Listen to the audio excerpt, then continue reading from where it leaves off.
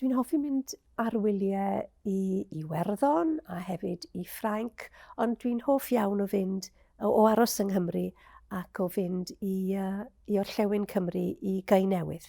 Dwi'n hoff iawn o fynd yno yn yr haf a hefyd yn y Gaea. Mae'n braf iawn yng Nghaenewydd yn y Gaea. Ac rydyn ni wedi dechrau rhyw draddodiad rwan.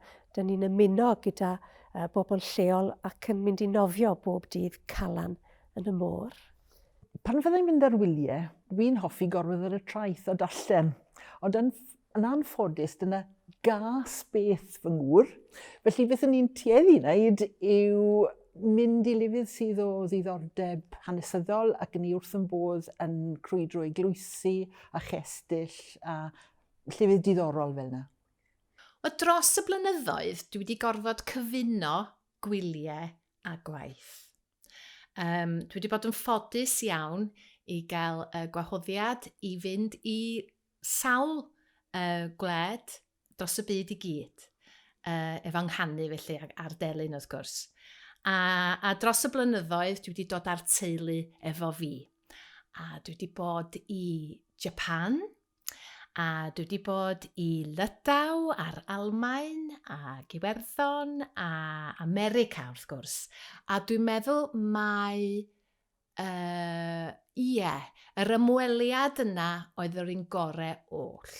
Achos mi ddaru ni dreulio mis yn crwydro o gwmpas yr Unol Daleithiau, yn canu mewn gwahanol dinasoedd dros y wled, ac yna mi ddaru ni gymryd traen, fel da ni'n dweud, tren, o un ochr y wled i ochr arall y wled, a landio fyny yn Los Angeles am wythnos o wyliau wrth lan y môr.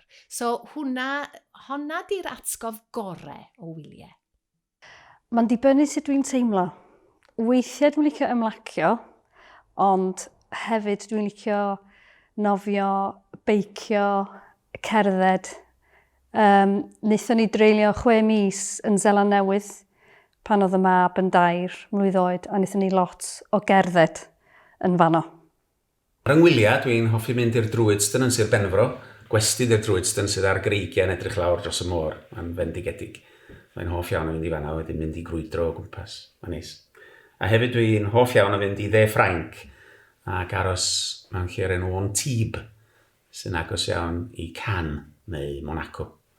Dwi'n mynd i Monaco, mae'n rydryd. Wy'n licio mynd ar wyliau i Lydaw gan fwyaf. Mae rhaid fi wein ar Elisa gan bod mam yn Llydawes a mae'r teulu gyd yna. Mae'n dda gweld y teulu. Ond dwi hefyd yn joio mynd ar wyliau i Sbaen os allai. Sa wedi bod ers sbel fach, ond dwi'n i flwyddyn pan o'n i yn y coleg yn Asturias, gogledd Sbaen, sydd ar yr arfordir ogleddol, a mae'n y fynyddoedd uchel a lot o law, felly ni'n teimlo'n gartrefol iawn.